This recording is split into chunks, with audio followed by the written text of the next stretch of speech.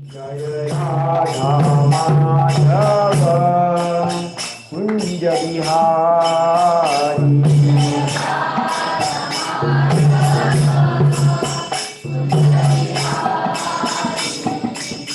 गोपी जनवल्लभ गिरिवरधारी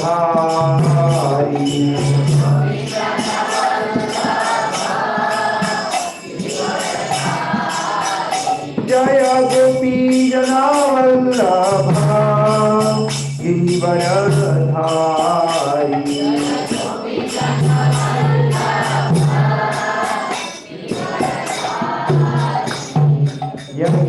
यशोदानन्दन भज जनरञ्जन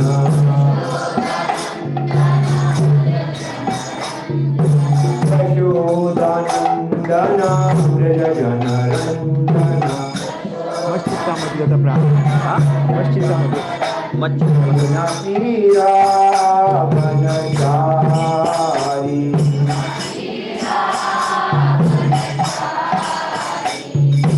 राधा माधव कुंज बिहारी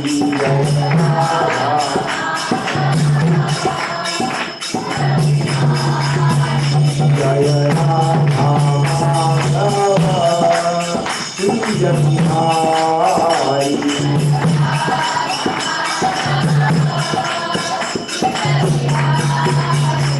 जय गोपी जनवल्लभ गिरिवरधारी जय गोपी जनवल्लभ गिरिवरधारी यशोदानन्दन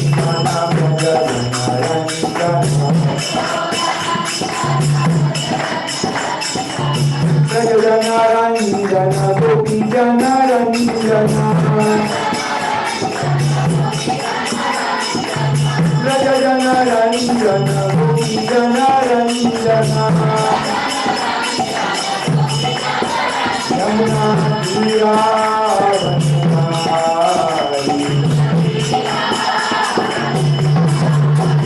जय राधा माधव कुंज बिहारी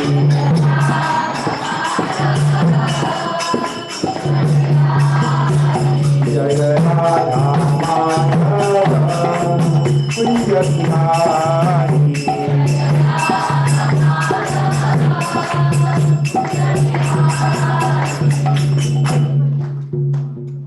हरे कृष्णा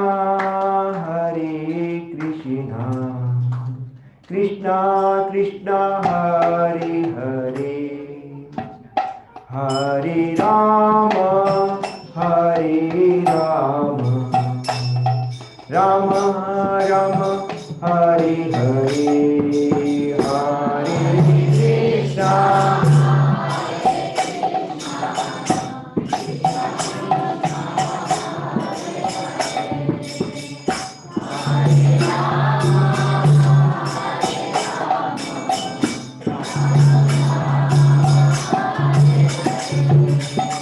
हरे कृष्णा हरे Krishna Krishna Krishna Hare Hare Hare Ram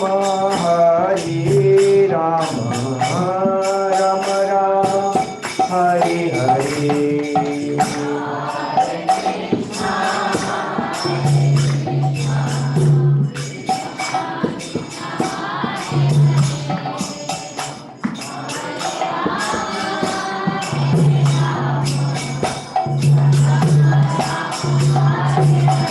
Hare Krishna,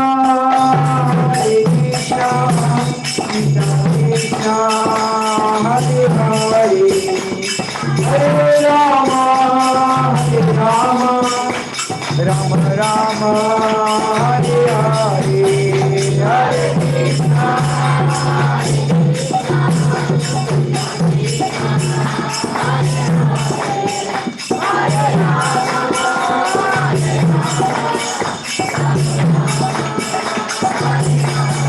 Hare Krishna, Krishna Krishna, Hare Hare, Hare Ram Rama Hare Hare Hare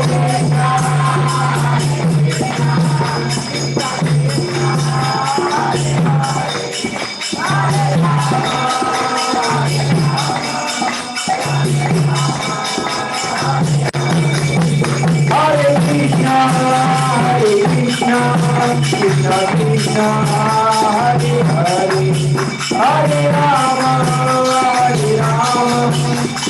Rama Hare Hare Hare Krishna Krishna Krishna Hare Hare Hare Rama Rama Rama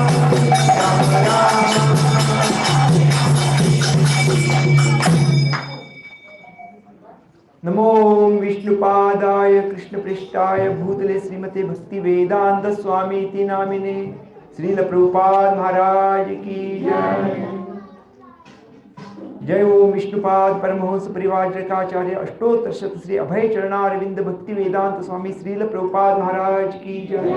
अनंत कोटि वैष्णव वृंद की जय। नामाचार्य हरिदास ठाकुर की जय। श्री श्री राधा कृष्ण चंद्र भगवान की जय। गौर भक्त वृंद की जय। ग्रंथराज श्रीमद् भागवतम की हिताई गौर प्रेमानंदे। कालीवाड़ी यात्रा भक्तगण की जय। कालीवाड़ी भक्त वृंद की जय। गौर भक्त वृंद की जय। हिताई गौर प्रेमानंदे।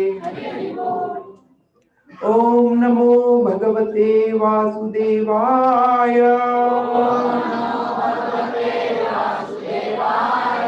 ओम नमो भगवते वासुदेवाय। ओम नमो भगवते वासुदेवाय। नारायणं नमस्कृत्यं नरं चैव नरोत्तमं देवीं सरस्वती व्यासं ततो जायमुदीरये। नष्टप्रायेषु भद्रेषु नित्यं भागवत सेवया भगवतीरुत्तमा श्लोके भक्तिर्भवती नैष्टिकी। कृष्णाय वासुदेवाय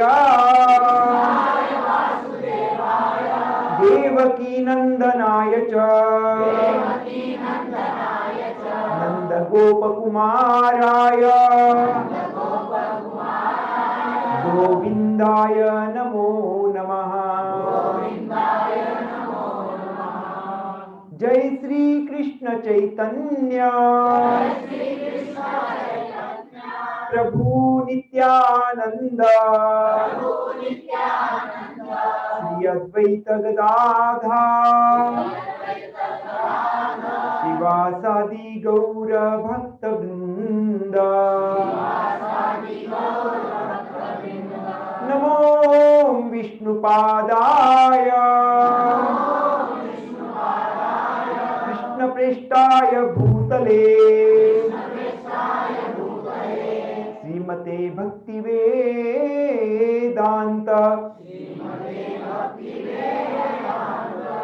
स्वामिनिति नामिने।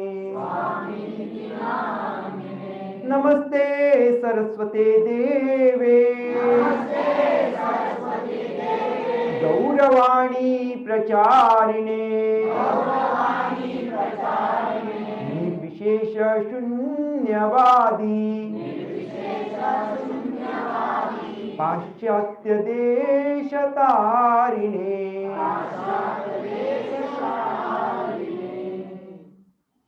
हरे कृष्णा हरे कृष्णा। सभी गौर भक्त वृंद की जय हो। हमारे वरिष्ठ आचार्य गणों की जय हो। श्रील प्रभुपाद जी स्वामी महाराज की जय हो। इस्कॉन के फाउंडर आचार्य श्रील प्रभुपाद जी की जय हो। हमारे गुरु आचार्य वृंद की जय हो। गौर निताई की जय हो। षडगो स्वामी गण की जय हो। श्री राधा कृष्ण चंद्र की जय हो। उन सभी वरिष्ठ जनों का, बुजुर्गों का, माता पिताओं का और भगवान की सभी का हम आशीर्वाद लेते हुए, गुरुजनों का भी सभी का आशीर्वाद लेते हुए आज हम दूसरे दिन का जो भागवत कथा का शुभारंभ कर रहे हैं, श्री गणेश कर रहे दूसरे दिन का भागवतम का। आज हम ऐसे ही कुछ श्रीमद् भागवतम की जो वाणी है वो बहुत ही शक्ति से भरी हुई है। ये जो दिव्य ध्वनि है इसका बहुत बड़ा प्रभाव पड़ता है हम सभी के ऊपर। जो सुखदेव गोस्वामी ने जो दिया है उसी का हम पारायण कर रहे हैं। इसमें हम किसी का भी कोई श्रेय नहीं है। वो जैसा का जो दिया गया है वैसे को हम हमारी उन्नति के लिए, आध्यात्मिक उन्नति के लिए उसको हम दोहरा रहे हैं, उसका पारायण कर रहे हैं।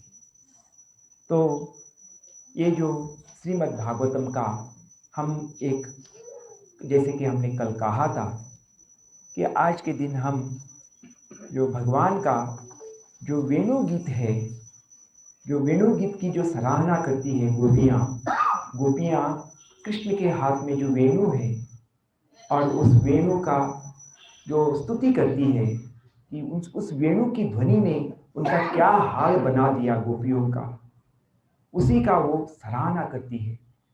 तो किस तरह से वो एक जो भगवान का जो वेणु ध्वनि सुनने मात्र से कैसे कैसे विचार आता है मन में, और उसका जो अद्भुत है, ये पूरा का पूरा अद्भुत है। तो कुछ थोड़ा कुछ झांकी इधर दिया गया है, लेकिन वैसे तो उस वेणु का जो ध्वनि हम कान से सुनते हैं उसका जो अनगिनत अनंत उसका वर्णन होता जाता है, होता आगे बढ़ता जाता है। लेकिन सुखदेव गोस्वामी ने हम सभी की प्रसन्नता के लिए, भक्तों की प्रसन्नता के लिए जो गोपियों द्वारा कृष्ण की जो वेणु गीत की सराहना किया है, उसी का आज हम थोड़ा सा हम सभी चर्चा करने वाले हैं। तो प्रभुपाद जी महाराज सवेरे के समय में श्रीमद् भागवतम और शाम के समय में भगवद गीता दिया करते हैं। तो हर मंदिर में ये जो प्रथा बनी हुई है। तो क्योंकि अभी हमारा मंदिर कई दिनों से कोरोना की वजह से बंद था, तो सभी भक्तों को फिर से एकत्र आकर हमको भगवान का ये दिव्य जो कथा है, जो कथामृत है, उसको सुनने के लिए बहुत सुंदर अवसर प्राप्त हुआ है हमको पिछले 2 दिन से। तो इस कथा को हम अभी फिर से सुनने के लिए हम इकट्ठे। तो वैसे तो भगवद गीता में जो भी बात बताया गया है वो सविस्तार से हमको श्रीमद् भागवतम में सुनने के लिए मिलता है। मश्चित्ता मद्गत प्राणा बोधयन्त परस्परम कथयन्त मां नित्यम तुष्यन्ति च रमन्ति च। वो हमारे हृदय को पोषण कर, तुष्यन्ति च रमन्ति च, जिसके कारण हम सभी हर्षित होते हैं, आनंदित होते हैं, हम सभी के सभी आनंदित होते हैं। और भगवान की ये जो कथा है, मश्चित्ता मद्गत प्राणा बोधयन्त परस्परम, एक दूसरे से हम बोलने लगते हैं भगवान की जो दिव्य वाणी को, भगवान की कथा को, भगवान की लीला को, भगवान का नाम रूप गुण, भगवान का यशोगान हम एक दूसरे से करने लगते हैं। बोधयन्त परस्परम, तो वही जो है हम प्रभुपाद जी की प्रसन्नता के लिए इस वेणु गीत का जो कुछ हम बोलेंगे। जो वेणु गीत जो है, जैसे भी वेणु का ध्वनि, जो कृष्ण जो वेणु के ऊपर अपना तान भरते हैं, वेणु बजाने लगते हैं, तो वो जो वेणु का आवाज है, शब्द है, वो साउंड है, साउंड ऑफ फ्लूट साउंड है। उस वेणु का जो ध्वनि है वो गोपियां सुनने लगती है, और गोपियां जैसे भी वो वेणु का ध्वनि सुनती है तो फिर वो ध्वनि सुनने मात्र से बस ऐसे ही सुन लिया और छोड़ दिया, ऐसा नहीं होता है। वो वेणु का ध्वनि सुनने के बाद कृष्ण का याद हो आती है, और कृष्ण अभी जंगल में गए हैं और वो वेणु बजा रहे हैं। फिर कृष्ण की सारी लीलाओं का वो स्मरण आने लगता है। फिर इतने में ही चुप नहीं रहती है गोपियां, एक दूसरे से बोलने लगती है, कृष्ण की ध्वनि सुनने से हमको क्या अनुभव हो रहा है वो सब बोलने लगती है। अभी आज की स्थिति में हम सभी वेणु का ध्वनि सुन रहे हैं, लेकिन आपको कई किसी को पता है और किसी को पता नहीं है। हम में से, आप में से कितने भक्त लोग जो है वेणु की ध्वनि अभी सुन रहे हो, बताओ। अरे एक भी नहीं। अभी आपको सुनाई दे रहा है? कैसा सुनाई दे रहा है बताओ? वेणु जो भागवतम है, हाँ, वही उसका विस्तार है। हाँ, वो उसका विस्तार है। वेणु गीत का, भागवतम वेणु गीत का विस्तार ही है। हाँ। वो तो अभी हम जो वेणु गीत हम निरंतर सुन सकते हैं। आत्ता चालू झालंय। भगवान का नाम जप, हरे कृष्ण महामंत्र है जो हम जप करते हैं, ये वेणु गीत ही है। इसके अंदर सब कुछ है, भगवान का सारी लीला छुपा हुआ है। ये जो हरे कृष्ण महामंत्र के अंदर, हरे कृष्ण महामंत्र जैसे भी हम सुनते हैं, जो भागवत हम सुनते हैं, श्रीमद् भागवतम और हरे कृष्ण महामंत्र में कोई अंतर नहीं है। तो हम जो अभी ये भी कीर्तन हो रहा है, जब श्रीमद् भागवतम का पठन होता है, ये भी कीर्तन है। सुखदेव गोस्वामी कीर्तन कर रहे हैं और परीक्षित महाराज श्रवणम कर रहे हैं। श्रवणम कीर्तनम ये दोनों हो रहा है। तो हरे कृष्ण महामंत्र हम जब जप करते हैं तो ध्वनि हम कान से सुनते हैं, मुख से उच्चारण करते हैं, तो ये वेणु गीत है। इसके अंदर हरि नाम में सब कुछ है। तो इसलिए आप सबके सब अभी वेणु गीत मैं भी सुनना चाहता हूँ सभी भक्तों के मुखारविंद से। सभी के सभी हम गा लेंगे, हरे कृष्णा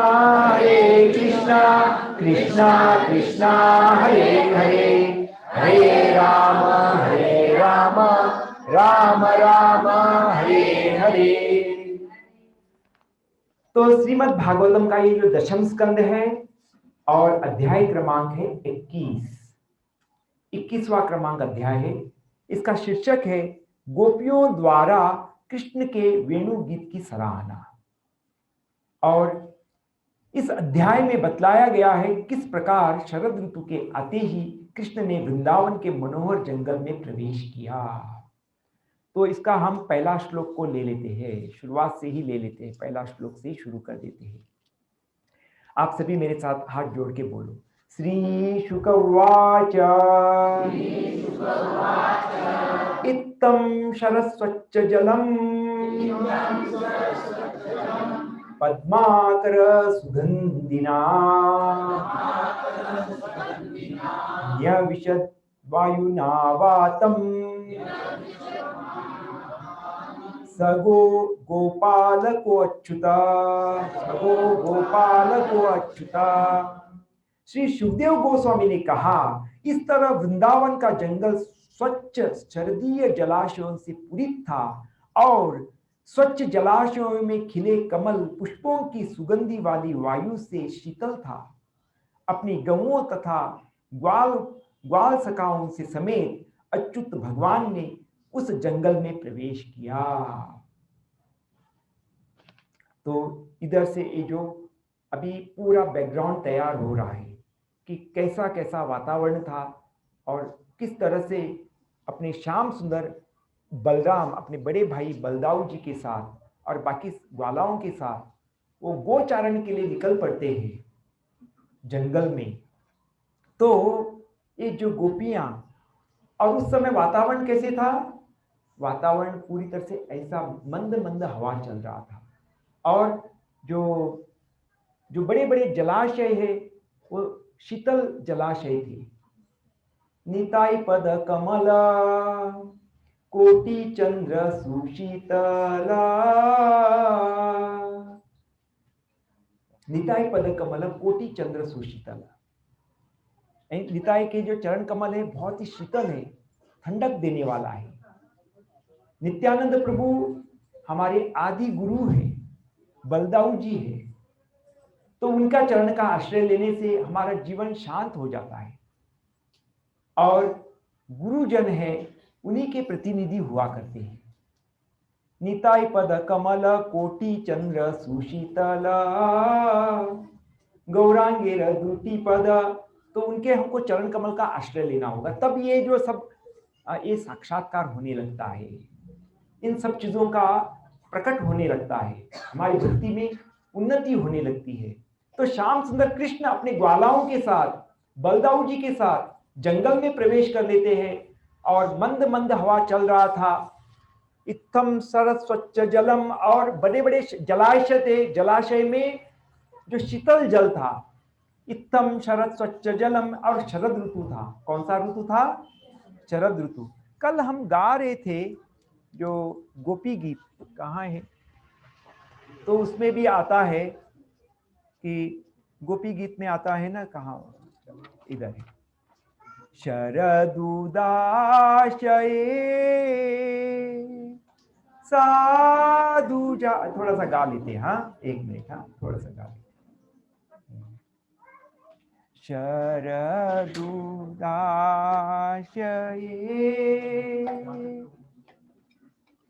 साधु जात सत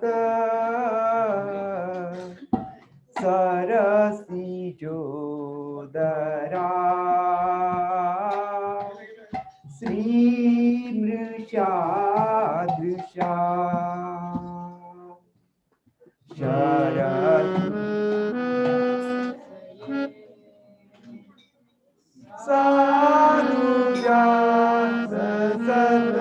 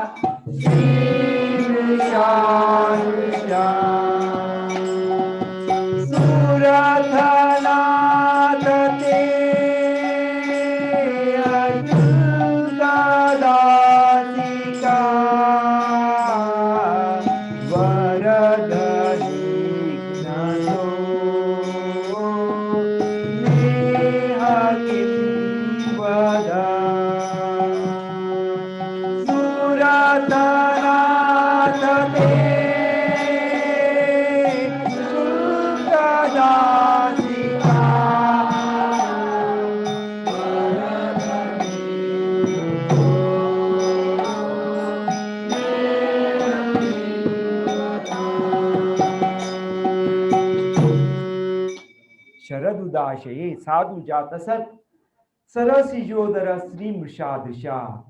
तो कल हम जैसे गा रहे थे, तो शरद ऋतु था। शरद ऋतु, शरद ऋतु है पूरे साल भर में एक सबसे बहुत ही सुंदर एक ऋतु है। पूरे साल भर में एक बहुत ही सुंदर, अतिशय सुंदर ऋतु होता है, वो है शरद ऋतु। और दूसरा है वसंत ऋतु। और ये शरद ऋतु का समय था, और शरद ऋतु के समय में जो गोपियां देखती है, श्री शुकवाच इत्थम शरद सच्च ज्वलम पद्माकर सुगंधिना न्यविशद्वायुना वातम स गोपाल को अच्युता। श्री सुखदेव गोस्वामी ने कहा, इस तरह वृंदावन का जंगल स्वच्छ शरदीय जलाशयों से पूरित था। मंद मंद हवा चल रही थी, पुष्पों से निकलकर, जो पुष्पों से सुगंधी सुगंधी पुष्पों से निकल करके जो शुद्ध, जो स्वच्छ, जो परिमल से भरा हुआ मंद मंद हवा चल रही थी।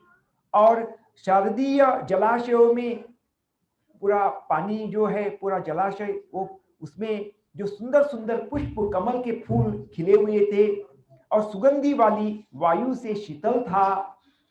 और अपनी गौओं तथा ऐसा जब वातावरण था, सब जगह हरा भरा था, और ऐसे जो सुगंध वातावरण में कमलों से खिले हुए कमलों से निकल करके जो मंद मंद हवा चल रहा था और शीतल जलाशय थे, और ऐसे जो सुंदर वातावरणों में जो श्याम सुंदर है अपने गौओं तथा ग्वाल सखाओं समेत अच्युत भगवान जो श्याम सुंदर कृष्ण है उस जंगल में वो प्रवेश कर लेते हैं। अभी आप इतना तो समझ गए और आप देख भी पा रहे हो, श्याम सुंदर अभी जंगल में प्रवेश कर रहे हैं। वातावरण भी कैसा था और जंगल में कैसे अकेले अकेले निकल पड़े क्या जंगल में? कैसे, कितने उनके साथ और कौन कौन थे? सभी ग्वाले थे, सभी ग्वाले थे, सभी ग्वाले भी उनके साथ साथ थे। और सभी ग्वालों ने भी सुंदर सुंदर तरीके से ग्वाल वेश में है, वेश पोशाक में है। किसी ने नीला रंग का धोती पहनी है, किसी ने ग्वाल ग्वाल ग्वाल जो सजे धजे हुए थे, वेशभूषा से श्रृंगार से सजे धजे हुए थे, अपने अपने माताओं के द्वारा उनको सजाया गया था। और सुंदर सुंदर पगड़ी भी पहनी हुई थी, किसी ने मोर का पंख, किसी भी और पक्षी का जो पंखों को ऐसे अपने पगड़ी में धारण किया था। वैसे ही श्याम सुंदर ने भी ऐसी पगड़ी पहनी है, उस पगड़ी में जो मोर पुच्छ लगी हुई है, मोर का पंख लगा हुआ है उसमें, और दोनों कानों में उनके जो कुंडल है और गले में सुंदर सुंदर उन्होंने मोती के और अनेक आभूषणों से उन्होंने एंकलेट्स ब्रेसलेट से पूरी सजे धजे हुए हैं। और कमर में उन्होंने जो गाय का सींग भी लगी हुई है, हाथ में वेणु भी है, और गाय को गाय के लिए जो गाय के बछड़े को जो पीछे वाली टांग को बांधने वाली जो रस्सी है, जो छोटी रस्सी, वो भी उनके हाथ में है, श्याम सुंदर के हाथ में, और लाठी भी है। हाँ, और ऐसे जो गोप वेश में और सुंदर सुंदर ग्वाले हैं, ये बहुत सुंदर दिखते हैं, और सभी गैयों को लेकर अभी ऐसे सुंदर वातावरण में भरा हुआ जो सुंदर जंगल में वो प्रवेश कर लेते हैं। आगे भी अब क्या होता है देख लेंगे, सुनेंगे क्या होता है। ऐसे मैं आपको पहला पूरा झांकी दे देता हूं। तो फिर वो अंदर जैसे भी जंगल में प्रवेश कर लेते हैं, और ऐसा वृंदावन इस भौतिक जगत से परे है, ये तो आपने कल तत्व पूरा समझ लिया, तत्व से आपने पूरा समझ लिए हो कि जैसे कैसे उधर इंदिरा, पूरा लक्ष्मी, जो उधर वैभव अपने आप आने लगता है। जो ऐसा चिंतामणि गोलोक धाम वृंदावन है, इस भौतिक जगत से परे है गोलोक धाम वृंदावन, जो चिन्मय मधुरतम धाम है गोलोक धाम वृंदावन। ऐसा धाम में ऐसा सुंदर आनंददायक रहता है। ऐसे गोलोक धाम वृंदावन में जाने के लिए हम सब लोग प्रयास कर रहे हैं, और हरि नाम करते करते करते करते इस प्रकार से वृंदावन की चेतना, जो भगवान की जो कृष्ण भावना भावित हो जाओगे आप। कृष्ण भावना भावित होने के लिए इतना सरल मार्ग है कि हरि नाम लेते लेते इस प्रकार से सुंदर वृंदावन में आप प्रवेश कर सकते हो, जिसमें आप जो जिसके लिए आप ललायित हो, आप सुख के लिए, आनंद के लिए ललायित हो, वो चीज आपको मिल जाएगा सिर्फ हरिनाम करने मात्र से, सिर्फ हरिनाम करने मात्र से। मैं हरिनाम के सिवा और कुछ करता ही नहीं हूं। तो मैं ये जो आपको हरिनाम ही पिलाने के लिए आया हूं, हरिनाम ही पिलाने के लिए आया हूं। अगर आप हरिनाम ही ले पाओगे तो ये सुंदर वृंदावन धाम का उतना आपको भावमय दर्शन होगा। कैसे दर्शन होगा? भावमय दर्शन होगा। अगर आप हरिनाम नहीं करोगे तो मैं कितना भी बता दूंगा ये सब बातें, तो आपको दर्शन तो होगा लेकिन जड़ दर्शन होगा। कैसे दर्शन होगा? जड़ दर्शन। क्या आपको भाव दर्शन चाहिए या जड़ दर्शन चाहिए? बताओ। भाव दर्शन चाहिए। तो वो भाव दर्शन कैसे प्राप्त होगा? हरि नाम से। हरे कृष्ण कृष्ण कृष्ण हरे हरे, हरे राम राम राम हरे हरे। ये है वेणु ध्वनि। इसके द्वारा जैसे भी कृष्ण श्याम सुंदर वेणु बजाते हैं और उधर जंगल में तो प्रवेश कर लेते हैं, और जंगल का बहुत सारे और भी वर्णन हुआ है। कुसुमित वनराज सुष्मि भृंगा द्विज कुल दृष्ट सरसरिन महेंद्रम मधुपति रवगाह्य चारयन्गा सह पशुपाल बलश्चकूज वेणुम। क्या हो गया? वृंदावन के सरोवर, नदियां, पर्वत पुष्पित वृक्षों पर मंडराते हुए उन्मत्त भंवरे और पक्षियों के समूह से गुंजारित हो रही थी। उधर का पूरा वातावरण का जो वर्णन आ गया है। भंवरे जो है ना, गूं गूं गूं गूं करके भंवरे जो घूमते रहते, गूं गूं गूं करके जो भंवरे मंडरा रहे थे, उन्मत्त भंवरे, और पक्षियों का चिड़चिड़ाहट आवाज आ रहा था। चू चू चू चू करके ऐसे पक्षियां जो आवाज कर रही थी, और मोर भी अपना आवाज कर रहे थे, इस तरह से आवाज कर रही थी मोर। मोरों का भी आवाज आ रहा था। और मधुपति श्री कृष्ण ग्वाल बालों और बलराम के संग उस जंगल में प्रवेश किया। ऐसा सुंदर अपने ग्वाल बालों के साथ बलराम के संग में उस सुंदर जंगल में गौओं को चराते चराते अपनी बंसी बजाने लगे। क्या बजाने लगे? बंसी बजाने लगे। इतना सुंदर, वो पक्षियों के भी आवाज आ रहा है, उसके साथ साथ पूरा चिरपराहट के साथ भंवरे भी है, और सुंदर शीतल मंद हवा भी चल रही है, और सुंदर जलाशय भी है, और उसके बीच में तो श्याम सुंदर को लगा अभी तो मुझे क्या करनी चाहिए, बंसी को बजाना पड़ेगा, मुझे वेणु को बजाने लगते हैं। तो सह पशुपाल कूज वेणुम, कूज वेणुम का मतलब क्या है? उन्होंने अपना वेणु को बजाना शुरू कर दिया। अभी आगे क्या होता है? अभी वेणु बजा लिया तो उसको किसने सुन लिया बताओ? कौन सुन लेती है? गोपियां सुन लेती है। तद्वजस्त्रिय अश्रुत्य वेणुगीत स्मरोदयम् कश्चित् परोक्षम कृष्णस्य स्वसखीभ्यो अन्ववर्णयन्। क्या बोला गया है? जब ब्रजग्राम की तरुण स्त्रियां, जो चढ़ती जवानी से भरी हुई जो ब्रजग्राम की जो तरुण स्त्रियां, जो ब्रज कन्याएं, ब्रजांगनाएं, जो सुंदर ब्रज की रमणियां, ये सब कृष्ण की जो वंशी का गीत सुना। उन सभी स्त्रियों ने, जो ब्रज की तरुण स्त्रियों ने कृष्ण की वंशी का गीत सुना, जो काम उत्पन्न करने वाला था। इतना सुंदर वेणु का आवाज सुनाई दे रहा है, जो काम उत्पन्न करने वाला ऐसा सुंदर। तो उनमें से कुछ स्त्रियां अपनी सखियों से एकांत में कृष्ण के गुणों का बखान करने लगी। अपने आपस में वो मश्चित्ता मद्गत प्राणा बोधयंत परस्परम कथयंतश्च माम नित्यम तुष्यन्ति च रमन्ति च। प्रभु जी, आप इसका जो अनुवाद पढ़ो भगवत गीता का, मश्चित्ता मद्गत प्राण, इधर है। इसका जो श्लोक और उसका अनुवाद पढ़ो, और तात्पर्य भी पढ़ो। उनको एक माइक है और एक एक्स्ट्रा नहीं?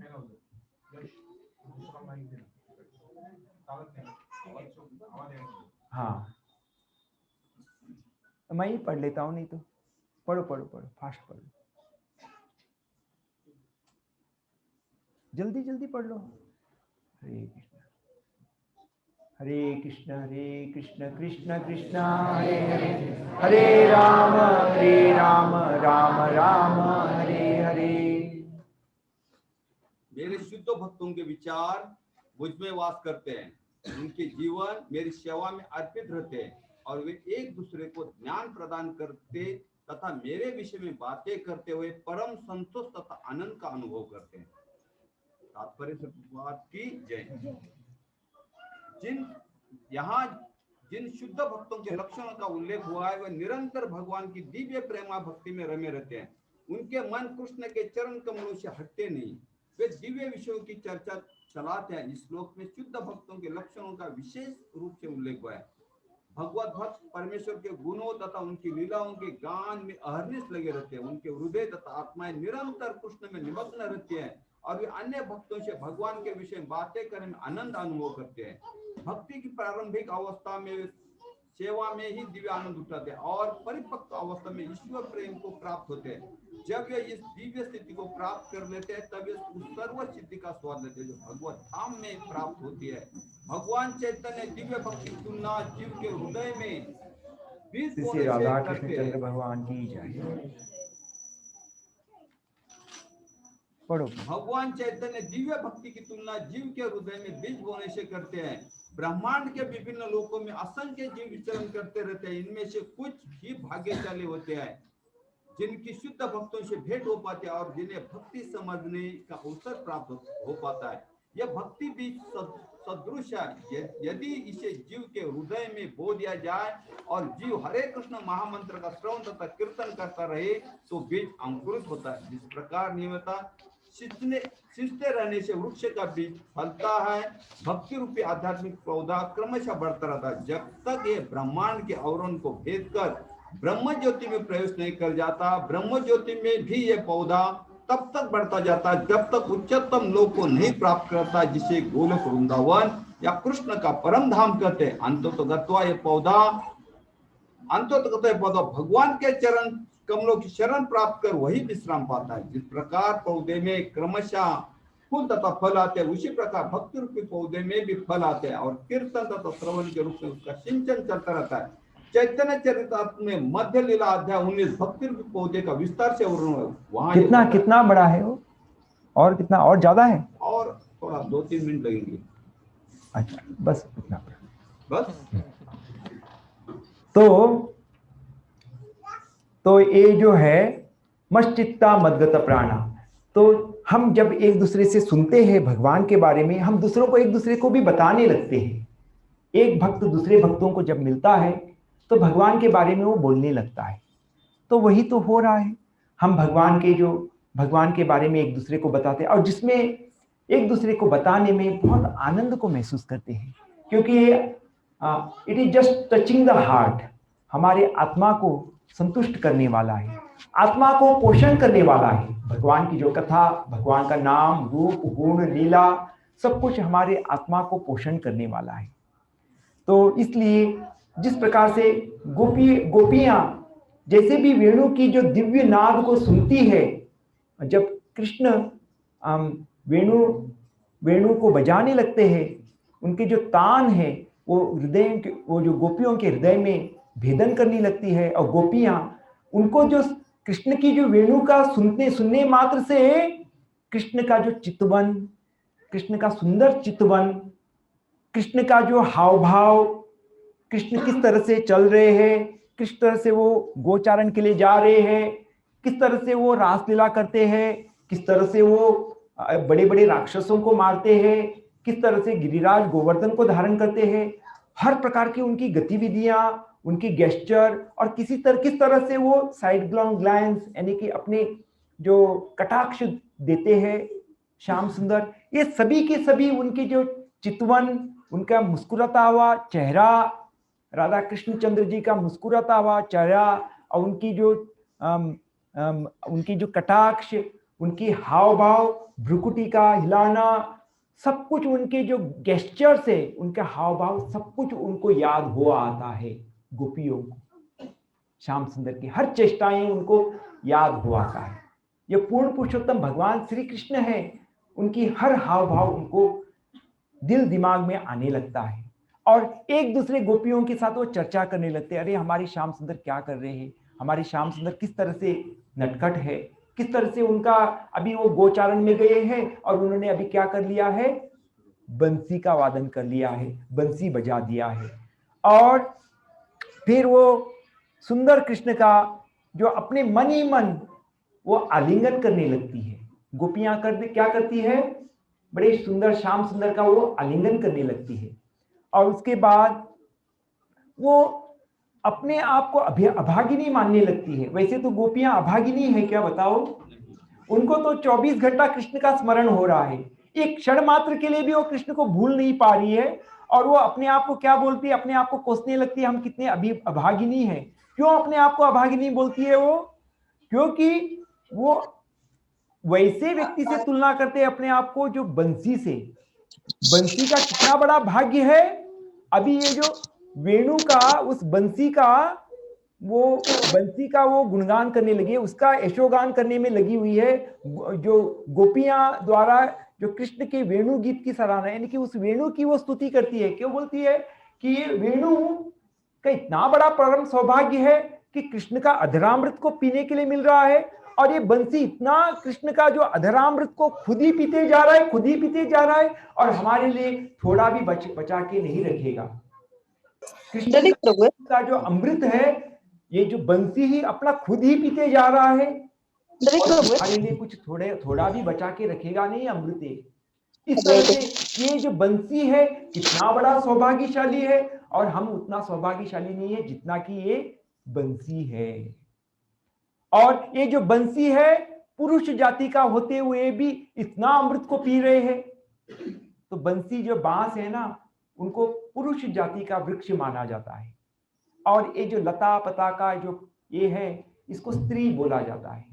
तो बंसी वो पुरुष जाति का होते हुए भी इतना अमृत पीते जा रहा है, श्याम सुंदर के जो मुख से अमृत को पीते जा रहा है। ऐसे जो गोपियां बोलने लगती है, वैसे ही हम आगे का श्लोक ले लेंगे। तद्वर्णयितुमारब्धा स्मरन्त्य कृष्ण चेष्टितम् नाशकन् स्मर वेगेन विक्षिप्त मनसो नृपः। अभी आगे का जो श्लोक है ना, बहुत ही बढ़िया श्लोक है, जो सुखदेव गोस्वामी इस श्रीमद् भागवतम में दे रहे हैं। और वो श्लोक है ना, इतना प्रसिद्ध श्लोक है, हम में से कई भक्तों को उसको कंठस्थ किया हुआ है। हमारे बहुत सारे भक्तों ने उस श्लोक को कंठस्थ किया हुआ है।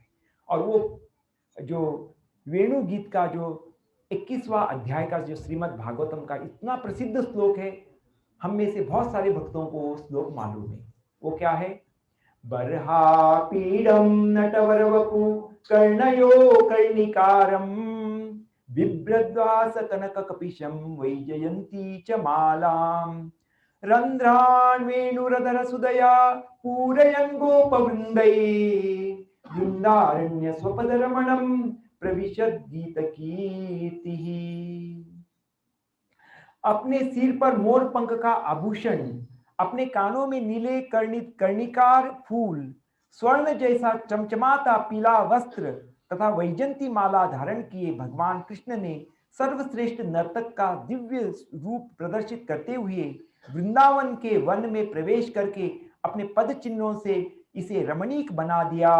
उन्होंने अपने होठों के अमृत से अपनी वंशी के छेदों को भर दिया, और ग्वाल बालों ने उनके यश का गान किया। ये इसका अर्थ है। आप सभी मेरे साथ गाओ। बर्हा पीडम नटवर वपू कर्णयो कर्णिकारम बिभ्रद्वास कनक कपिशम वैजयन्ती च माला रन्ध्रान् वेणुरधर सुदया पूरयन् गोपवृन्दै वृन्दारण्यं स्वपदरमणं प्रविशद् गीतकीर्तिः।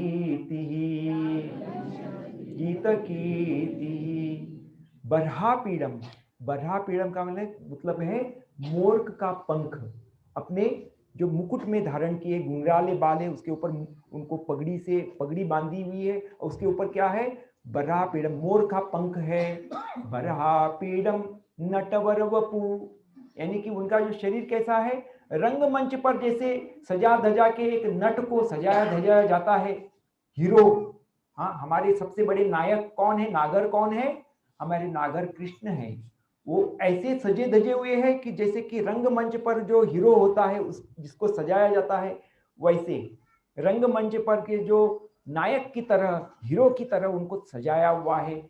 ऐसे श्याम सुंदर को बर्हापीडम नटवर वपु कर्णयो कर्णिकारम।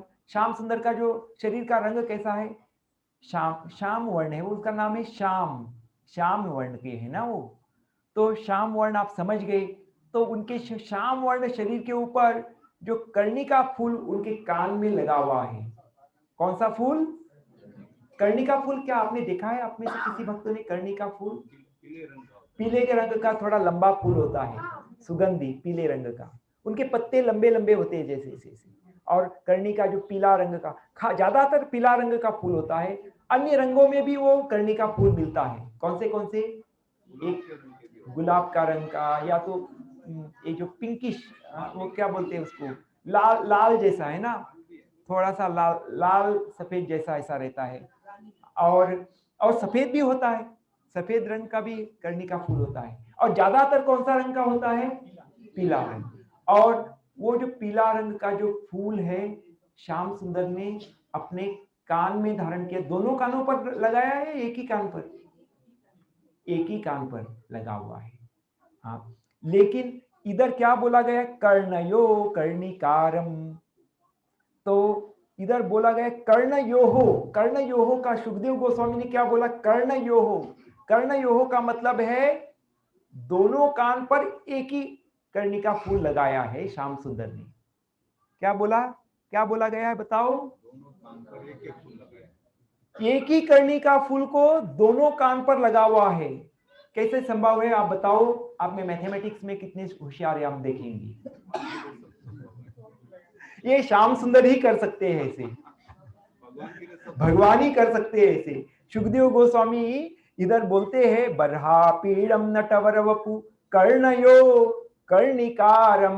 एक ही कर्णिका फूल को दोनों कान में लगे हुए हैं श्याम सुंदर ने। बताओ, इतने सुंदर श्याम सुंदर है।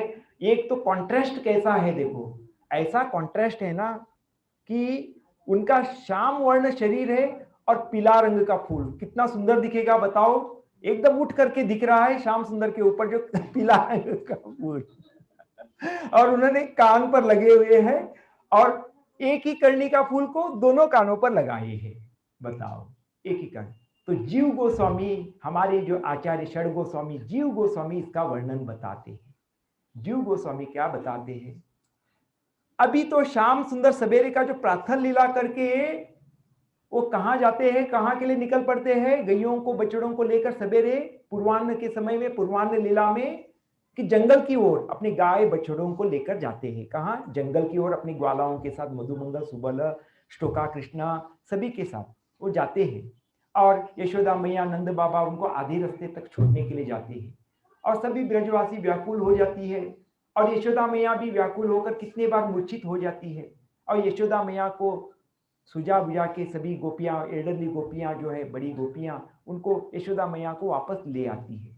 और श्याम सुंदर भी उनको सांत्वना देती है, मैया आप इतना क्यों शोक विलाप कर रही हो? तो हम जो जंगल में, तो मैं तो ज्यादा खुश हूँ।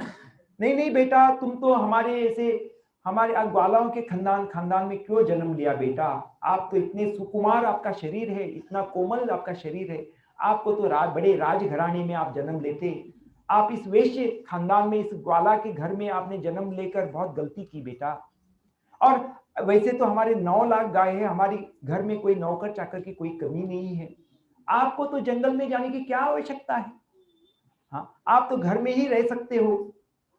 तो वो बोलते हैं मैया आप ऐसे क्यों बोल रहे हो? हम तो ग्वाल जाति के हैं, हमको तो हमारा स्वधर्म तो करना ही चाहिए। तो मैं तो ग्वाल जाति में, हम तो ग्वाल जाति के हैं, गोचारण करना मेरा धर्म है।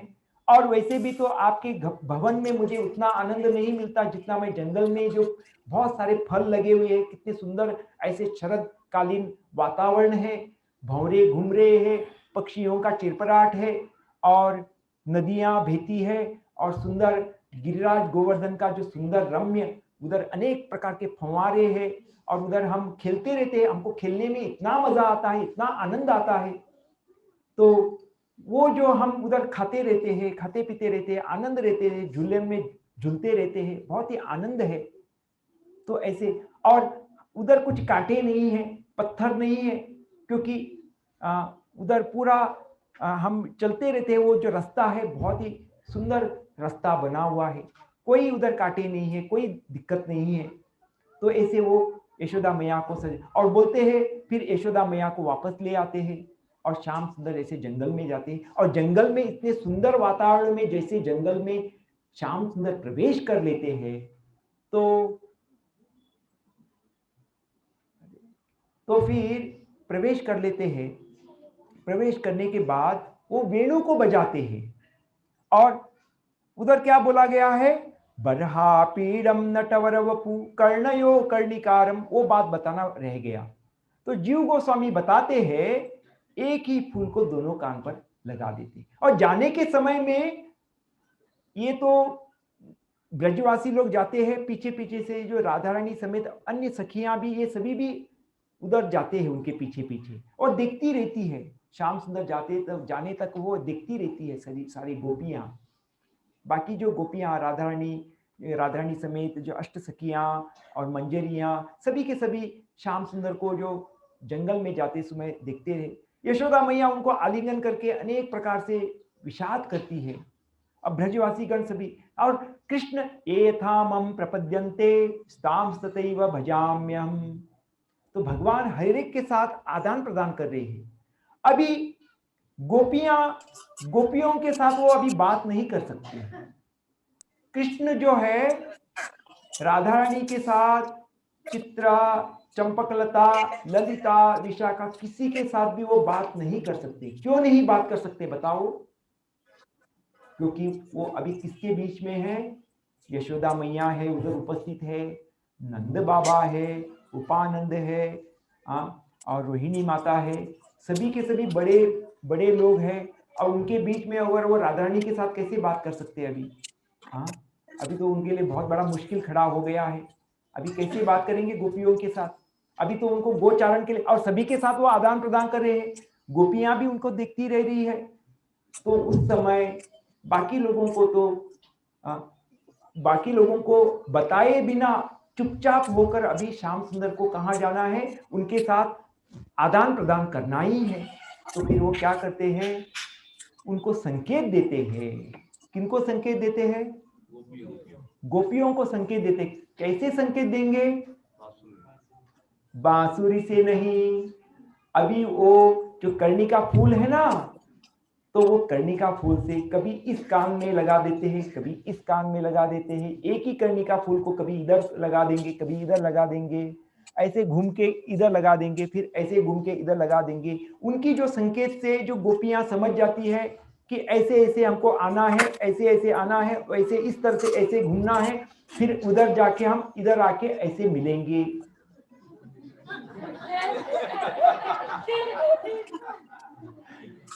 एक ही कर्णिका फूल को तो ऐसे संकेत देते हो, तो इसीलिए तो ऐसा बोला गया है। बर्हा पीडम नटवर वपु कर्णयो कर्णिकारम विभ्रद्वास कनक कपिशम वैजयंती च माला। और गले में उन्होंने वैजयंती माला पहनी हुई है।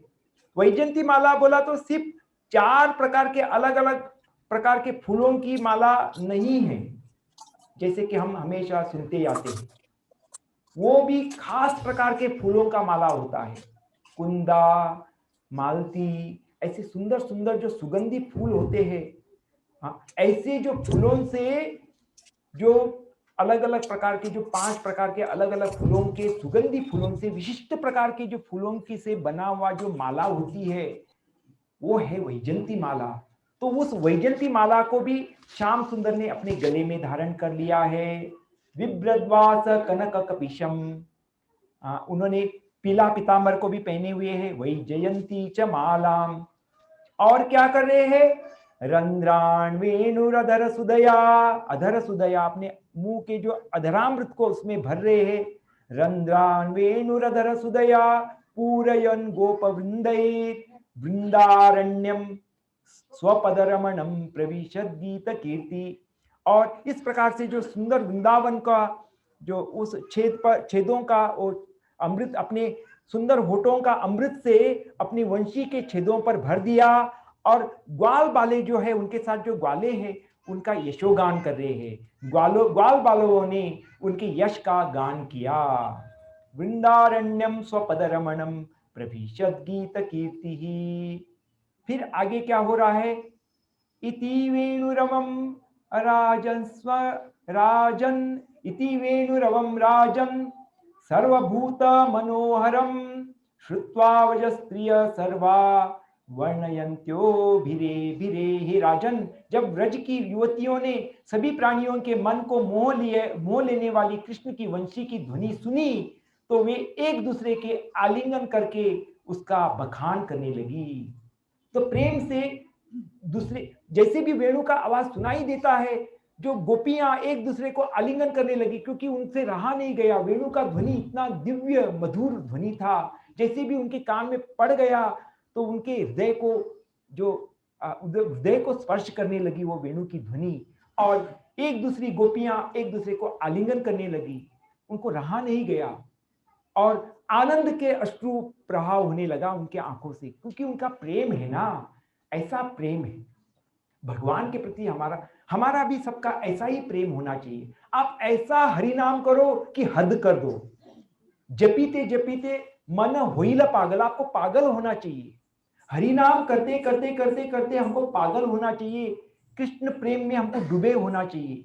और भगवान का ऐसा कुछ वार्ता सुनते ही आपका आंखों से निरंतर अश्रु प्रवाह होना चाहिए। ऐसा कुछ हमको हद करना पड़ेगा हरि नाम का, खूब खूब हरि नाम करना होगा। तो ये जो वेणु का ध्वनि सुनते ही आंखों से अश्रुधारा होना चाहिए, हरि नाम जपते जपते ही आंखों से अश्रुधारा होना चाहिए।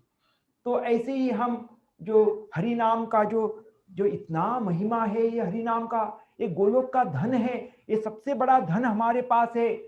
ये इसको तो हमको हमारे हृदय में धारण करना चाहिए। ये जो हरि नाम है आपको गोलोक लेके जाने वाला है, इसको इतना महत्व देना चाहिए। ये बहुत ही बड़ा श्रेष्ठ वस्तु है, गुरु ने हमको ये प्रदान किया हुआ है, तो इसको संभाल के रखना चाहिए। इसको प्रेम से इसको हरिनाम करना होगा। गुरु के हाथ से मिला हुआ जो हरिनाम है, माला है, इसको बहुत ही श्रेष्ठ है। ये जो वेणु ध्वनि है, ये भगवान का जो प्रेम को देने वाला है। कोई निर्जीव वस्तु आपको प्रेम दे सकता है क्या, बताओ? कृष्ण प्रेम दे सकता है? ये निर्जीव नहीं है, ये तुलसी की कृपा से, तुलसी के माध्यम से जब हम हरिनाम करते हैं, कृष्ण खींच के चले आएंगे आपके पास, कृष्ण अपनी ओर खींच के चले आएंगे। तो इस तरह से ये हरिनाम है, साधारण नहीं है। भौतिक माया रूपी जो सागर है, माया रूपी जो संसार के सागर में हम गोते खा रहे हैं, ये हरिनाम की नाव पर हमको बैठ के इस भव सागर को हमको पार करके गोलोक में प्रवेश करना होगा। ऐसा सुंदर दिव्य धाम ब्रज धाम में, रमणीय ब्रज धाम, मधुरतम धाम वृंदावन में हमको प्रवेश करना होगा। तो ये ब्रज की युवतियों ने सभी प्राणियों के मन को मोह करने वाली ये जो कृष्ण की वंशी की ध्वनि सुनी, तो एक दूसरे का वो जो प्रेम से आलिंगन करने लगी। सारी गोपियां एक दूसरे को आलिंगन करने लगी और कृष्ण के जो वेणु के बारे में बखान भी करने लगी, एक दूसरे से बोलने भी लगी इसका बारे। अभी गोपियां क्या क्या बोल रही है? गोप्यऊचु, श्री गोप्यऊचु, यानी सारी गोपियां बोलने लगी। अक्षण्वतां फलमिदं न परम विदाम, सख्य पशु ननु विशेषयतो वर्यस्ये, वक्त्रं व्रजे शतुयरो न वेणुजुष्टं, येर्वा निपीत मनु रक्त कटाक्ष मोक्षम। गोपियों ने कहा, सखियों, जो आंखें नंद महाराज के दोनों पुत्रों के सुंदर मुखमंडलों का दर्शन करती है, वे निश्चय ही भाग्यशाली है। जो ही वे दोनों अपने मित्रों से घिरकर तथा गौओं को अपने आगे आगे करके जंगल में प्रवेश करते हैं, तो वे अपने मुख में अपनी वंशी धारण करके वृंदावन वासियों पर प्यार भरी चितवन से देखते हैं। जो आंखें वाले हैं, उनके आंखें हमारे समझ में देखने की इसमें बड़ी अन्य कोई वस्तु नहीं है। ये हमारा आंखों का पूर्णता तभी है कि हमारे आंखों से ऐसे भगवान का जो सुंदर दर्शन करना चाहिए। जो भगवान क्या करते हैं, अपनी वृंदावन वासियों, वो जो वेणु बजाते हैं और वेणु बजाते बजाते अपनी चितवन से, उनकी प्यार भरी चितवन से वो देखने लगते हैं हरिनाम। वो जो भगवान का वंशी, यानी कि अपने मुख से अपनी वंशियां का धारण करके वृंदावन वासियों पर प्यार भरी चितवन से देखते हैं। ऐसे वंशी बजाते हैं और वंशी बजाते हुए, हंसते हुए, मुस्कुराते हुए वृंदावन वासियों को देखने लगते हैं। ऐसे श्याम सुंदर वंशी को बजाते बजाते वृंदावन वासी को सबको देखने लगते हैं। ऐसे है हमारे श्याम सुंदर। और जो आंखों वाले हैं, उनके लिए हमारी समझ में देखने की इससे बड़ी अन्य कोई वस्तु नहीं है। और जब ऐसे श्याम सुंदर ऐसे देखने लगते हैं कि तब श्याम सुंदर इतने सुंदर लगने लगते हैं, तो लगता है कि इसको छोड़कर और किधर कुछ देखने की उनका मन नहीं करता है। इतना एक बार श्याम सुंदर का दर्शन कर लिया तो फिर उनका ये सारा संसार उनके लिए बेकार हो जाता है। इसलिए आप सभी भक्तों को रूप गोस्वामी पाद बता रहे हैं, आप कभी वृंदावन में नहीं आना और वंशीवट में नहीं जाना, और जमुना के किनारे इस समय पर ये जो है ना सायंकालीन लीला है, सायंकाल के समय में कभी भी वृंदावन में मत जाना और बंशीवट में मत जाना। और बंशीवट में जहां जमुना जी बहती है वहां श्याम सुंदर को अगर आप नजर डालोगे तो आपके लिए जो सारा संसार बेकार हो जाएगा। कभी मत आना, ऐसे कौन बोल रहे हैं? रूप गोस्वामी। और उस श्याम सुंदर को कभी नहीं देखना। अगर उनके ऊपर आपकी नजर पड़ गई तो आपका जीवन बेकार हो गएगा, आपका भौतिक जीवन पूरा खत्म हो जाएगा। क्या आप उनको देखना चाहते हैं ऐसे श्याम सुंदर को? अरे आप तो देखना चाहते हो तो आप यानी कि इसका मतलब ये है भौतिक संसार में आप कुछ काम के नहीं हो जाओगे। आज भी कोई भक्तों को देखते ही जो भौतिक जगत के जो लोग हैं ना बोलते हैं, अरे ये तो बेकार है, इनके नाद में पड़ेंगे तो हम भी पागल हो जाएंगे, ऐसे बोलते हैं वो लोग। वो बात सच है। तो हमको तो कृष्ण से पागल है, तुम तो संसार से पागल हो, और हमारे नाद में पड़ोगे तो तुम भी हमारे जैसे बन जाओगे। अच्छा है कि तुम दूरी रहो। तो भक्त लोग बहुत कृपा करके अपना जो बीमारी है ना उनको भी देना चाहते हैं भक्त लोग। वो असली बीमारी है, वो कृष्ण प्रेम में पागल होने की बीमारी देते हैं। वो है ग्रंथ वितरण करके, हरिनाम लोगों को देकर, गांवों गांवों में जो भगवान की जो हरिनाम देकर ये हरिनाम को बांटते हैं हम, और उनको भी हमारे जैसा कृष्ण में पागल बना देते हैं। तो पागल बनाने का ये जो प्रथा है, तो जो गोपियां हैं इस तरह से गोपियों ने कहा। आगे का हम ले लेते हैं। च्युत प्रवाल बरहस्त बकोत्पलाब्ज मालानुप्रक्त परिधान विचित्र वेशो मध्ये विरे जतुरलम पशुपाल गोष्ठ्याम रंगे यथा नटवरो क्वच गायमानो। तरह तरह के आकर्षक परिधानों के ऊपर अपनी मालाएं डाली और मोर पंख, कमल, कमलिनी, आम की कोपलों तथा पुष्पकलियों के गुच्छे से अपने को अलंकृत किए हुए कृष्ण और बलराम ग्वाल बालों की टोली में शोभायमान हो रहे हैं। वे नाटक मंच पर प्रकट होने वाले श्रेष्ठ नर्तकों की तरह दिख रहे हैं, और कभी कभी वे गाते भी हैं।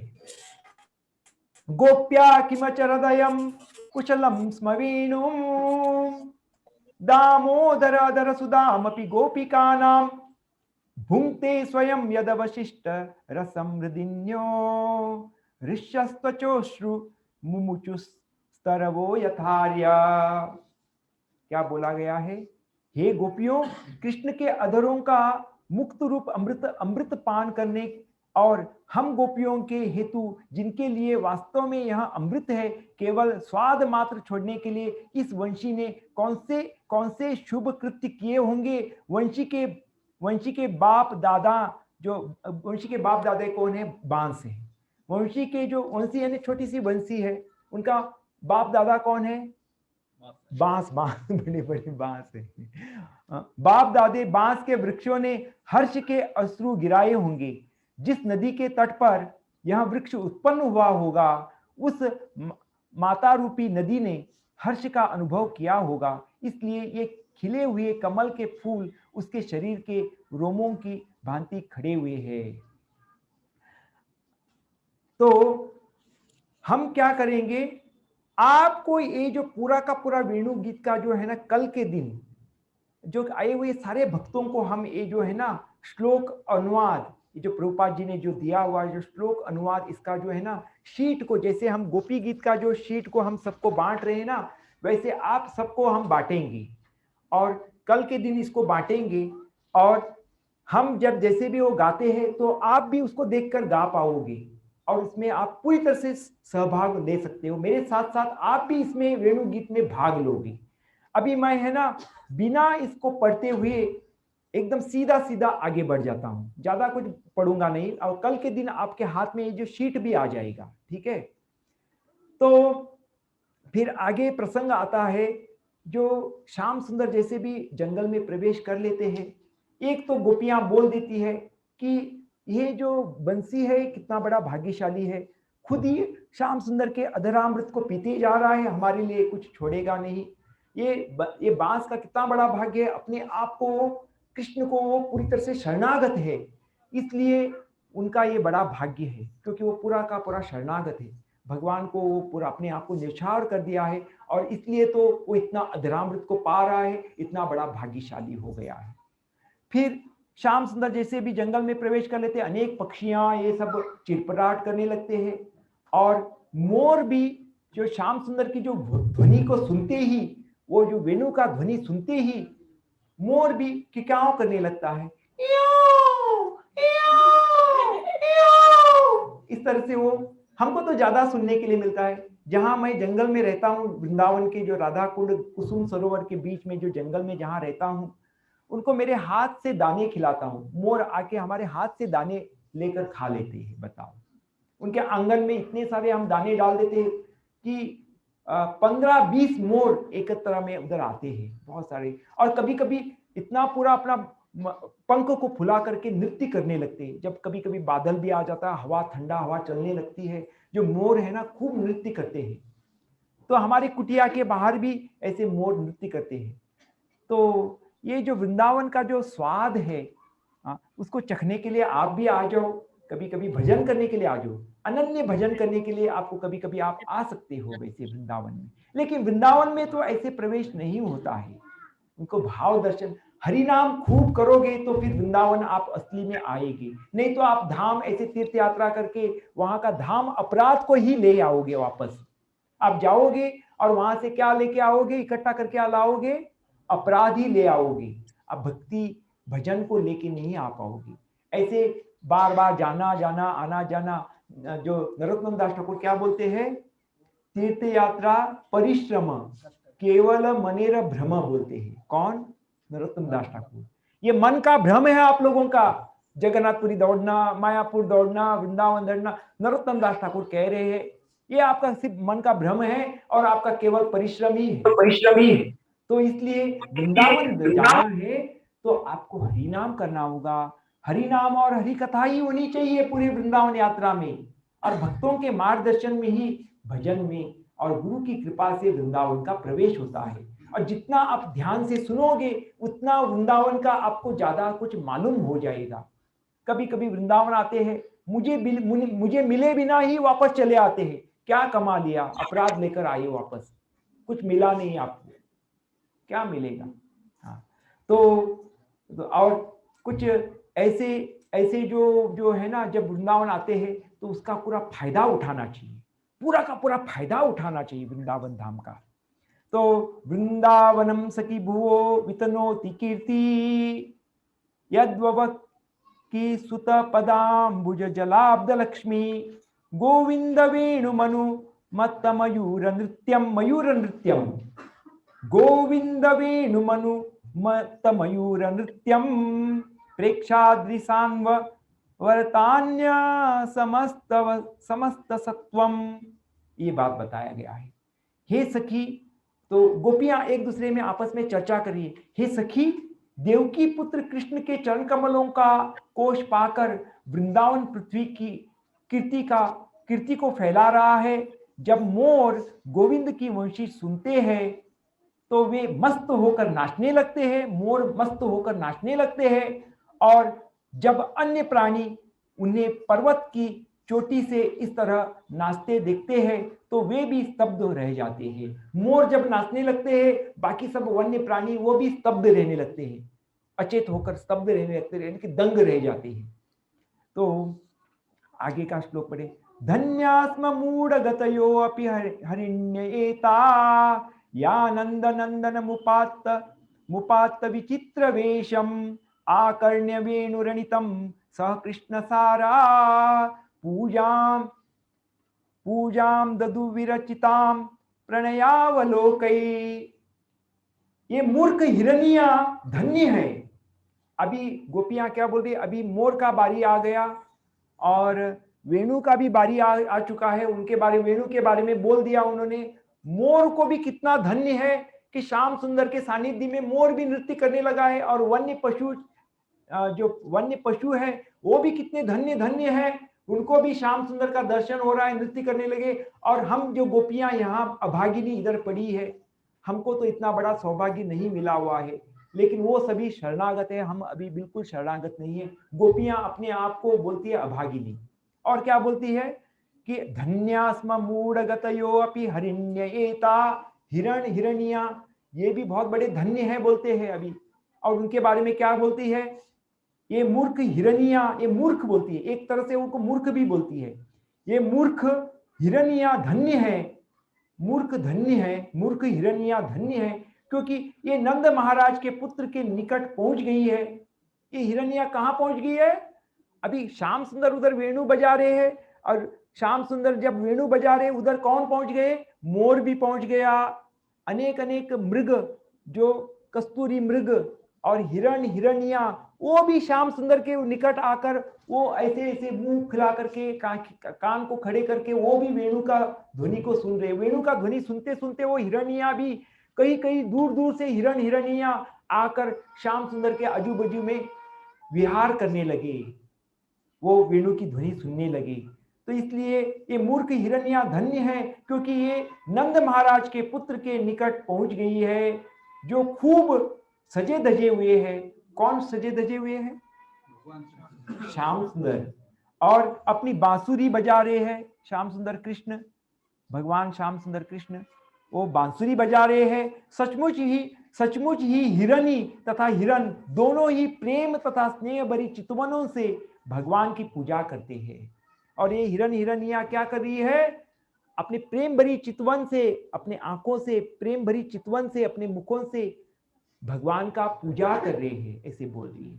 अपने आप को उन्होंने न्यौछावर कर दिया, शरणागत हो गए और वो पूजा कर रही है। आप अभी आप देखते हो, क्या आप सभी भक्त लोग भगवान के सभी पूजा करते हो राधा कृष्ण चंद्र जी का? नहीं करते, कोई नहीं करते पूजा। घर में करते हो पूजा? अच्छा, नहीं नहीं नहीं नहीं, ये आप झूठ बोल रहे हो। अपने अपने घर में आप पूजा करते हो, आप इधर भी पूजा कर रहे हो। जब कीर्तन होता है तो पुजारी आरती करता है, बाकी सब लोग नृत्य करते हो कि नहीं? तो नृत्य करने से भी आपकी पूजा हो जाती है भगवान की। क्या ये बात आपको मालूम है?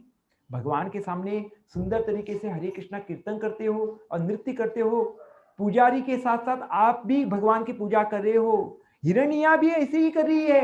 हिरण हिरनिया भी अपने प्रेम भरी चितवन से, हाव भाव से भगवान का जो क्या कर रही है, पूजा कर रही है, अपने आप को न्यौछावर कर दी है, भगवान की जो आनंद में वो सहभाग ले रही है। तो इसलिए गोपियां क्या बोलती है हिरण हिरनियों को, तुमने तो पूजा कर दिया, तुम कितने बड़े भाग्यशाली हो कि भगवान का सानिध्य प्राप्त हुआ और हम अभागिनी है इधर, ऐसे बोलती है। और आगे कृष्णम निरीक्ष्य वनितोत्सव रूपशीलम श्रुत्वा च त्यक्त्वा वनित वेणु विविक्त गीतम देव्यो विमानगतय स्मरनन्नुसारा भृंचात् प्रसून कबरा मुमुर्हु विनिर्व्यः। मुमुर्हु विनिर्व्यः ऐसा कुछ संस्कृत है। विनिर्व्यः नी के बाद यह को व का ये है, व्यह व्यह। मुमुर्हु विनिर्व्यः, इसका मतलब है अभी इधर जो देवियां, यानी कि आकाश से देवियां भी जा रही है। कैसे जा रही है? पुष्पक विमान से जा रही है। जब कृष्ण वेणु बजाते हैं, जब कृष्ण वेणु बजाते हैं, आकाश मार्ग से, स्वर्ग लोक से जो देवियां, देवियां है ना, पुष्पक विमानों से जा रही है, तो वो मोहित हो जाती है कृष्ण का जो वेणु का आवाज, सुंदर आवाज सुनकर वो बहुत ही क्या हो जाते हैं, मोहित हो जाती है और दंग रह जाती है। और जो आकाश से जब जा रही होती है तो क्या होता है, गोपियां अपने घर पर है और क्या क्या दर्शन कर रही है, विचार करो। गोपियां अपने घर पर ही बैठी हुई है और क्या क्या दर्शन हो रहा है उनको। सिर्फ वेणु गीत को सुनने मात्र से कितना बड़ा सिनेमा तैयार हो गया, देखो, विचार करो, कितना बड़ा विचित्र भगवान की लीला, उनको अद्भुत लीला का दर्शन हो रहा है, बैठे बैठे दर्शन हो रहा है। क्या हम बैठे बैठे हरे कृष्ण महामंत्र करते करते ये सब कुछ संभव है? सिर्फ एक ही जगह बैठकर, जहां बैठकर जब हरि नाम करोगे वो जगह भी सिद्ध हो जाता है, वो जगह भी सिद्ध हो जाता है और उस जगह पर सिद्धावस्था प्राप्त होती है और भगवान की सब कुछ आपको नाम रूप गुण लीला प्रेम सब कुछ मिल जाता है। वृंदावन धाम जहां बैठे वहां ही मिल जाता है। इसलिए हिंदू के हर घर घर के आंगन में क्या है? तुलसी वृंदावन है। अपने अपने घर को वृंदावन बनाओ और अपने घर को सिद्ध बनाओ और अपना भजन बना लो। और ये जो मंदिर है ये विश्वविद्यालय की तरह है, जहां उसी भक्ति का जो विद्या का जो शिक्षा दिया जाता है आपको। यहाँ इस मंदिर में ये जो ऐसा एक विद्यालय है जहां एबीसीडी से लेकर झेड तक, यानी कि अ आई से लेकर आखिरी पीएचडी तक आपको सारा का सारा विद्या दिया जाता है। इसका पूरा लाभ उठाना चाहिए हमको। हो सके तो जैसे जैसे होता है, पहले पहले आप अ आई पढ़ते हो, बेमन से बेशक भरपूर हरिनाम करो, बेमन से हरिनाम करो, खूब नाम ले लो, भले मन लगे या न लगे, हरिनाम करते जाओ। हरिनाम आपको फल देकर ही रहेगा। हरिनाम आपको क्या करेगा? अपना फल देकर ही रहेगा। इस जगत में जो चार वस्तु है वो अपना अवश्य फल देता है। चार वस्तु जो है, पहला है अग्नि। पहला कौन सा है? अग्नि। छोटा सा बच्चा है, उनको पता नहीं है, ये भी तो थोड़ा बड़ा ही है, लेकिन इससे भी छोटा बच्चा जो है उनको पता नहीं है आग क्या होता है। वो ऐसे चलते चलते जाकर आग में हाथ डाल देता है और हाथ को चटका बैठ जाता है और रोने लगता है, मम्मी मम्मी करके रोने लगता है। हाँ, तो उनको पता नहीं कि अग्नि, तो अग्नि कभी ऐसे बोलेगा क्या ये छोटा बच्चा है, इनको तो मुझे इनसे दूर रहना चाहिए। आग कभी ऐसा बोलता है क्या? वो अग्नि क्या करेगा? चाहे छोटा बच्चा हो, बड़ा बच्चा हो या कोई भी हो, कोई भी अगर वो आग के चपेट में आ जाता है तो हाथ को जला देता है कि नहीं? हाँ, तो आग जो है अपना फल देकर ही रहेगा। उसमें अगर आग के अंदर हाथ डालोगे तो आपको जलाकर ही रखेगा। और दूसरा है इस जगत में, वो भी अपना फल अवश्य दे देता है। वो क्या है? जहर। जहर। अगर किसी के मुंह के अंदर कोरोना घुस गया तो क्या करेगा वो? कोरोना घुस गया, वो खांसते हुए वो तो इसलिए आप सभी पट्टी मार के बैठे हुए हैं कि नहीं? सभी ने पट्टी मारा, पट्टी मारना भूल गए। अरे पट्टी मारो, मुंह में ऐसे पट्टी लगा लो। आप पट्टी क्यों नहीं लगाते हो? हाँ, पट्टी लगाना नहीं चाहते मुंह में और एकदम चिपक के बैठे हो। कोई डर नहीं है आप लोगों को? अच्छा, तो बात यह है, जो बीमारी है, जो जहर है, वो जाने अनजाने में अंदर घुस गया तो फिर उनको जो चेकिंग किया जाता है तो फिर क्या आ जाता है? पॉजिटिव आ जाता है। पॉजिटिव, इनका अभी यहाँ सचमुच में जहर अंदर घुस गया है। तो जहर है, जाने अनजाने में अगर हम पी लेते हैं, क्या आप ऐसे बोल सकते हो कि हमने गलती से पी लिया? ऐसे कब बोल सकते हो? मुझे माफ करो हे जहर देव, मुझे माफ कर दो, मैंने गलती से पी लिया, आपको मुझे माफ कर दो। तो ऐसा बोलने से चलेगा? एक बार अंदर जहर चल गया तो वो अपना परिणाम देकर ही रहेगा। ये तो हो गया दूसरा, जहर। और तीसरा क्या है? तीसरा है अमृत। अमृत, आप यकीन नहीं करोगे, आप में से बहुत सारे भक्त लोग जुड़े नहीं हैं। सवेरे के समय में अमृतवाणी क्लास लेता हूं, सवेरे 6:30 बजे अमृतवाणी क्लास। जो कोई भक्त उस अमृतवाणी क्लास में भाग लेगा, जिसमें चैतन्य चरितामृत को भी बताया जाता है, कृष्ण करणामृत भी बताया जाता है, सब अमृत ही अमृत पिलाया जा रहा है उसमें। अमृत ही अमृत, चैतन्य चरितामृत, कृष्ण करणामृत, और प्रभुपाद जी हमारे अनेक ऐसे गोविंद लीलामृत से भी एक एक चीजों को ले रहे हैं अपने तात्पर्य में।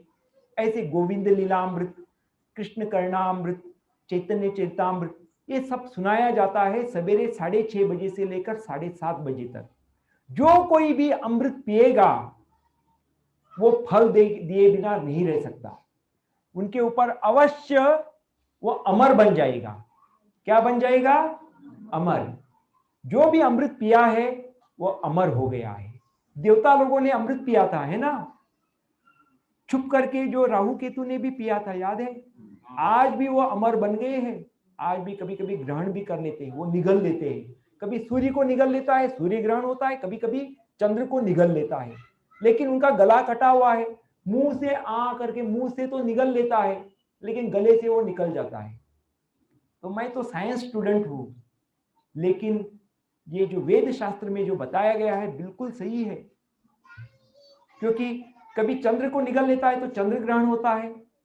तो प्रभुपाद जी बताते हैं अपने तात्पर्य में, राहु केतु ये अदृश्य ग्रह है जो हमारे आंखों से देख नहीं सकते। जैसे सूर्य दिखाई देता है, चंद्रमा दिखाई देता है, राहु एक डार्क प्लेनेट है, वो काला ग्रह है, वो हमारे आंखों से देख नहीं सकते। इसलिए जब सूर्य ग्रहण होता है राहु केतु आपको दिखाई नहीं देता। तो आजकल के विज्ञानी को पता भी नहीं है राहु केतु है या नहीं। और आजकल के विज्ञानी लोग क्या बोलते हैं, सूर्य के बीच में, सूर्य और पृथ्वी के बीच में सूर्य और पृथ्वी के बीच में चंद्रमा आ गया, और चंद्रमा के और पृथ्वी के बीच में सूर्य आ गया। ऐसा कुछ अपना ही फिलॉसफी बता देते हैं, लेकिन उनको बुद्धू है, उनको पता नहीं है। राहु ग्रह भी होता है जो निगल लेता है, जो अदृश्य प्लैनेट है, वो जो आंखों से दिखाई नहीं देता है। ये जो शास्त्र वाक्य है ये सूक्ष्म विज्ञान है। तो मेरा चश्मा गिर गया, ओके, एनीवे, रहने दो बेटा। तो ये है, दूसरा है, क्या है, जो राहु केतु ने, उन्होंने भी अमृत को पिया था, इसलिए वो अमर बन गए। समय हो चुका है। और चौथा है हरिनाम। चौथा क्या है? हरिनाम। जो भी बेमन से भी हरिनाम लेगा, जो कोई भी हरिनाम लेगा, भले थोड़ा भी हरिनाम करेगा, थोड़ा मात्रा में उनको कृष्ण मिलेगा। अगर कृष्ण का प्रेम भी मिलेगा, कृष्ण का प्रति उनको आकर्षण हो जाएगा, वो भक्त बन ही जाएगा। अगर कोई हरे कृष्ण बोल भी देता है तो वो भक्त बन ही जाता है। इसलिए हम लोगों के मुख से हरिनाम निकलवाते हैं, और हम सभी लोग जोर जोर से गाएंगे, हरे कृष्णा कृष्णा कृष्णा हरे हरे, हरे राम राम राम हरे हरे। भगवान का नाम लेना। और ये हरि नाम भी फल दिए बिना नहीं रह सकता। अगर आपको बोलोगे मेरे हृदय में बहुत सारा कमियां है, मुझ में बहुत सारा पानी,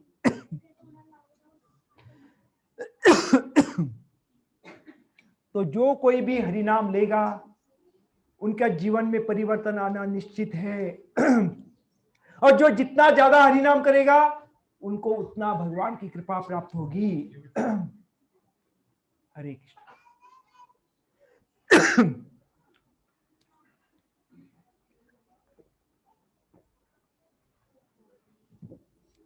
क्या हम सभी हरिनाम करेंगे? अभी हम इधर ही विराम देते हैं, और कल हम सभी को ये जो शीट को बांटेंगे, और ये जो वेणु गीत का उर्वरित भाग है उसको सुनेंगे। बहुत ही रोमांचक है। और ये जो आकाश से पुष्प विमान से जाने वाली जो देवियां है ना, वो भी मोहित हो जाती है, और उनके जुड़ा से जो फूल गिरने लगते हैं, उनके गहने भी गिरने लगते हैं, और उनका जो पहने हुए जो वेशभूषा है वो भी खिसक के जमीन पर गिरने लगते हैं, आकाश से पुष्पक विमान से जब जा रहे तभी। ये जो बहुत सुंदर रोमांचक है वेणु गीत है। हम इसका जो उर्वरित भाग है कल के दिन सुनेंगे। बहुत बहुत धन्यवाद। हरे कृष्णा कृष्णा कृष्णा हरे हरे, हरे राम राम राम हरे हरे। गोपी गीत गाना है सभी को। चलो गोपी गीत गा ले। एक अनाउंसमेंट है। हाँ, 4 भागवतम सेट आया हुआ है अपने पास। आज जो भी कोई आज लेगा पुंडरीक विद्यानिधि प्रभु उसके ऊपर साइन करेंगे। मैं पुंडरीक विद्यानिधि प्रभु हाँ करेंगे। ग्रंथ अगर कोई ले रहे तो अवश्य। 4 भागवतम सेट है, जो भाग्यवान है उनको, जो पहला आएंगे उनको मिलेंगे। हरे कृष्णा। सभी भक्त लोग गोपी गीत को गाना चाहते हैं। सभी के पास शीट है? अच्छा, तो सुनो, पहले हमने 6 गोपी गीत का पहले 6 हमने गा लिया है। आज हम आगे का 6 गाएंगे और कल के दिन भी हम 6 गाएंगे। हाँ, क्योंकि समय को भी बचाना है और हमको ये जो है ना, लॉकडाउन के समय में 11 बजे के पहले ही आपको घर में पहुंचना होगा, नहीं तो आपको पुलिस पकड़ेगा। इसलिए हम क्या करेंगे, जल्दी जल्दी इसको 6 अभी ले लेते हैं।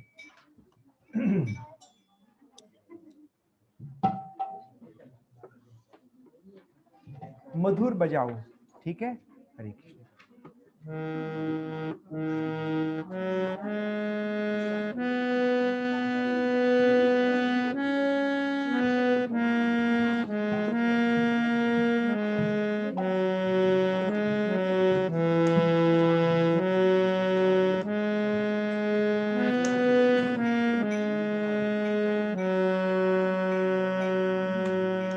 सातवां से शुरू कर देते हैं। मैं पहला वाला गा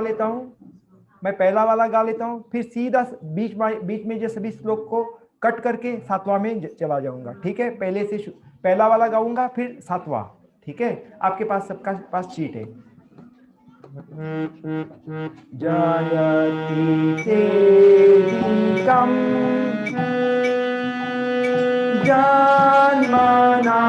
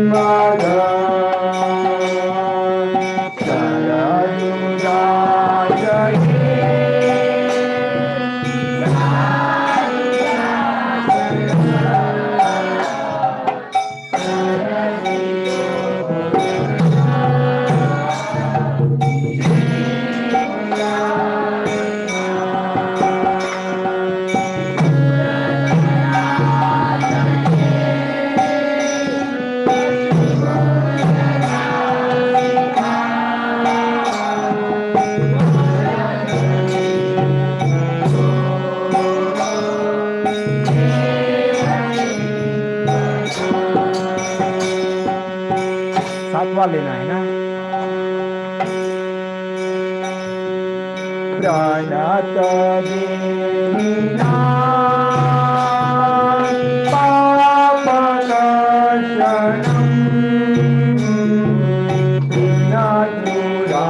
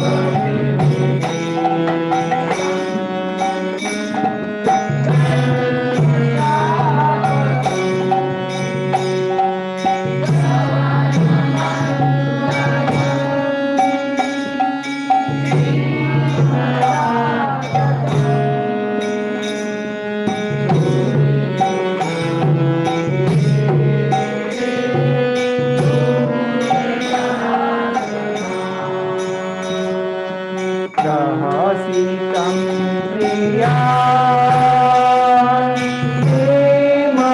प्रेमवीक्षणम् संप्रिया प्रेमवीक्षणम् विहारणं जगे ज्ञानमङ्गलम् रहसितं प्रिया यारिद्वेषा कुहकरुमना शोभयन्ति रहसितं प्रिया